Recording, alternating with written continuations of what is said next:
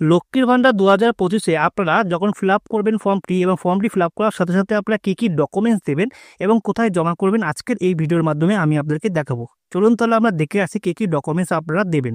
ভিডিওটি ভালো লাগলে লাইক ও সাবস্ক্রাইব করবেন। কিছু জানাবার থাকলে আপনারা কমেন্ট বক্সে আমাকে জানাতে পারেন।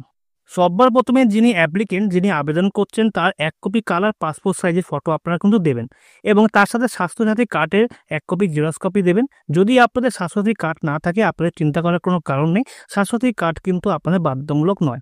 এবং 1 কপি আধার কার্ড আপনারা ছবি একটা জেরক্স কপি দেবেন। আধার কার্ড কিন্তু এখানে ম্যান্ডেটরি। আপনারা যে ফোন নাম্বারটি এর সাথে দিচ্ছেন আপনারা কিন্তু আধার কার্ডের সঙ্গে যে লিঙ্ক করা যে ফোন নাম্বারটি রয়েছে সেই ফোন নাম্বারটাই কিন্তু আপনারা এখানে ইউজ করবেন। তারপর আপনাদের এসটি সার্টিফিকেট যদি থাকে তার 1 কপি আপনার সার্টিফিকেট ছবি আপনারা জেরক্স দিয়ে দেবেন এবং তার নাম্বারটা কিন্তু মেনশন করে দেবেন। যিনি আবেদনকারী তার নামে কিন্তু ব্যাংকের পাসবুকে একটি সিঙ্গেল থাকা চাই। এখানে কিন্তু জয়েন্ট অ্যাকাউন্ট হলে কিন্তু চলবে না। এবং যদি আপনাদের আদার্স যদি কোনো ডকুমেন্টস থাকে এর সঙ্গে কিন্তু দিতে পারেন। এবং যেই ডকুমেন্টসগুলো আপনারা দিচ্ছেন এখানে কিন্তু ডান সাইডে টিকমার্ক কিন্তু দিবেন। এই ডকুমেন্টসগুলো আপনারা যখন দেবেন তখন কিন্তু ডকুমেন্টসের নিচে আপনারা সিগনেচার করে কিন্তু দেবেন। সেলফ অ্যাটাস্টেড করে কিন্তু আপনারা জমা করবেন। আপনাদের কিন্তু খুব সম্পূর্ণভাবে কাজটি কিন্তু খুব স্মুথলি হয়ে যাবে।